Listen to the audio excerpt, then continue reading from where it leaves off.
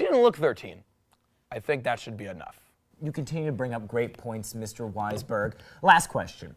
Since Mr. Polanski's defense seems absolutely sterling, Absolutely. what is he going to do once he's a free man? Because he's guaranteed to get off. That is true. My client has stated that he is retiring from filmmaking. He is stepping down from the cinema and that he will spend more time with himself or with a bevy of gorgeous 13-year-olds that will inevitably throw themselves at him. After all, he is quite a dapper 76-year-old. I can't agree more with you. You know what? Thanks for joining up, Mr. Weisberg. Andrew, it was a pleasure to be here. Thank you for interviewing me. That's fantastic. Thank you, Mr. Weisberg.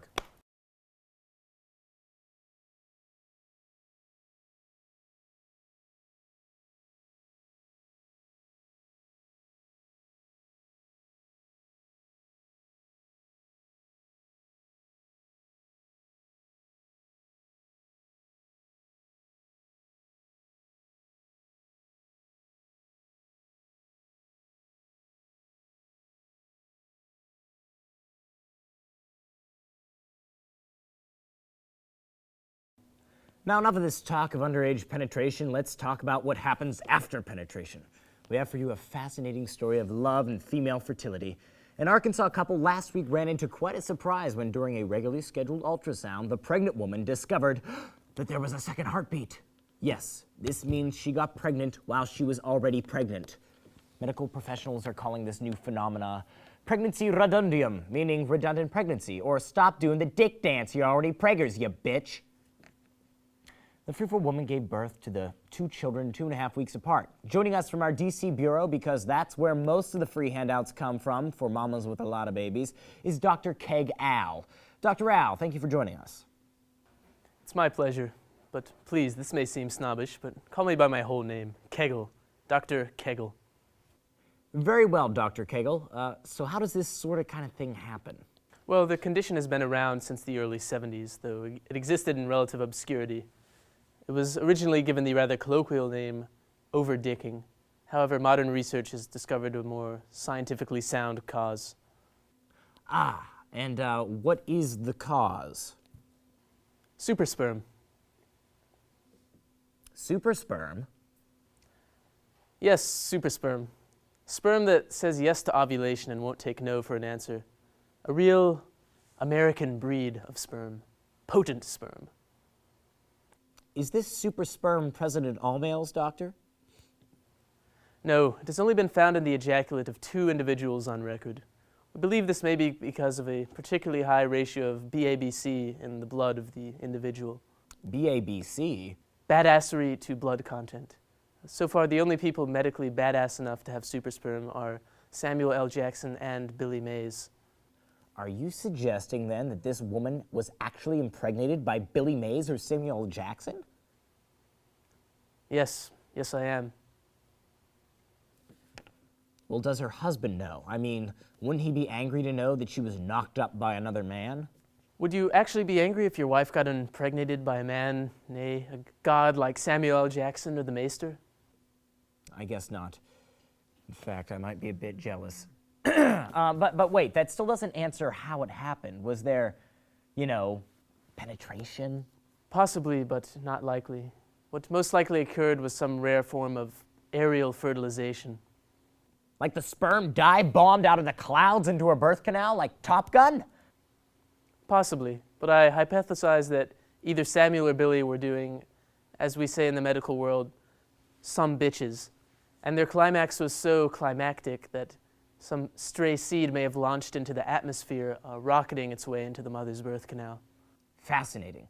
So, Dr. Kegel, should other mothers be concerned about protecting themselves against unintentional impregnation from stray supersperm? Most certainly, but there is little we can do. Diaphragms, glad bags, and duct tape have proven fruitless in protecting vaginas in the supersperm assault. My advice would be to stay at home and stay as far away from Samuel L. Jackson as possible. Thank you, Doctor, on keeping us up to date. It's been a real treat, Andrew. Well, just another reason why I'm proud to be a man. Unless that pregnant guy on Oprah got some super sperm in his butt. Wait, can we get Dr. Kegel back on the air? All right, I'm legitimately worried. I'm gonna go find him. Take over, Justin. Well, it's been quite a week Kegel! of entertainment. My butt babies!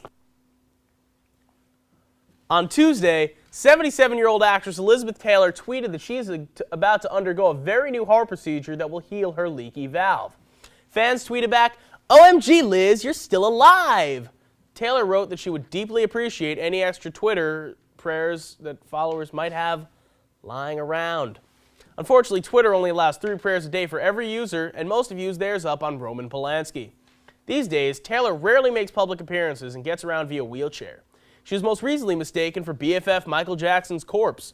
Her more recent tweets suggest that she is an avid Dancing with the Stars fan. Producers of the show contemplating hiring Taylor for next season. Then we'd see what a cat on a hot tin roof really looks like. Meanwhile, the John and Kate Gosselin drama continues. TLC has suspended production of their show, John and Kate Plus 8. The announcement coming just days after John was dropped from the title, making it Kate Plus 8. Other titles considered were Kate Plus 8 minus John, Kate divided by John equals 8, Kate to the 8th power, and Law & Order multiples. Last Sunday, however, it was reported that John took $200,000 from the couple's joint bank account. Now producers are looking to rename the show yet again to Kate minus John minus $200,000 equals one fucked up mess plus 8. Here to get us up to speed on the rest of gossip is my lady, Miss Charlotte Lippman. Take it away. The last couple weeks have been very controversial as far as Hollywood sex goes. Mackenzie Phillips admitted in a tell-all book that she had a consensual sexual relationship with her father, John Phillips. Roman Polanski was arrested for raping a 13-year-old 30 years ago, and David Letterman admitted to having flings with several women on his staff.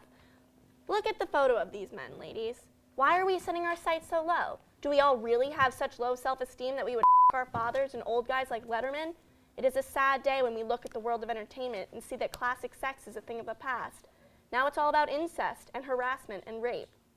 To comment, we have world-renowned sex therapist Dr. Ruth on the phone. Dr. Ruth, what do you have to say about these recent sexcapades involving the Hollywood elite?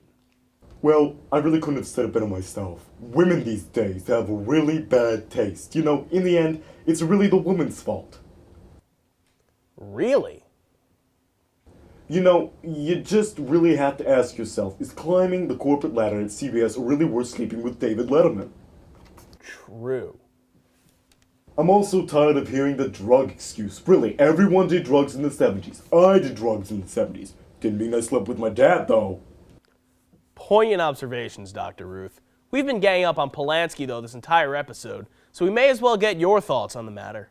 Well, you know those Hollywood directors, they're all the same. You have Woody Allen, Roman Polanski, Steven Spielberg. Spielberg? Well, you know, I saw The Shawshank Redemption. So? That's not about rape. Well, believe me, Spielberg has redeemed some Shawshank before, if you catch my gist. I catch your gist and your jizz. All right then. Thanks, Dr. Ruth. Until next time. People.com reports that Levi Johnston is working at the local Anchorage, Alaska gym in preparation for his nude photo shoot for Playgirl magazine. Johnston, aka Bristol Palin's baby daddy, has become so overexposed that Heidi and Spencer Pratt are pretty ticked off. Who is he to steal their limelight? Johnston now bides his time by airing the Palins' dirty laundry, posing nude and trying to secure himself a new reality show. Johnston's media exposure is coinciding with the release of Sarah Palin's memoir entitled Going Rogue, An American Life. So we ask our audience, which will you buy, Johnston's Playgirl or Palin's memoir? Karen from Juneau, Alaska writes in, I'm excited to read Sarah Palin's memoir. I'm also excited to see Levi nude. It is really exciting that Alaskans can rally around this recent interest in our state. Sarah and Levi have put a mark on Alaska for which I will always be appreciative. Anya from Russia writes in, Sarah Palin is my next door neighbor. On clear days, she can see me from her house. She is a wonderful soul, and I cannot wait to read her memoir. John McCain from Arizona writes in, I wish that the public would start giving the Palin family the respect they deserve. With that being said, I want to reaffirm that I have no association with Sarah's new book. However, if she uses the word maverick at any time throughout the text, then I'm suing for copyright infringement. And that's your entertainment. Well, that's it for us here at The Juice. It's been fun. My name's Andrew Graham. My name's Justin Tassilidis. See you next month.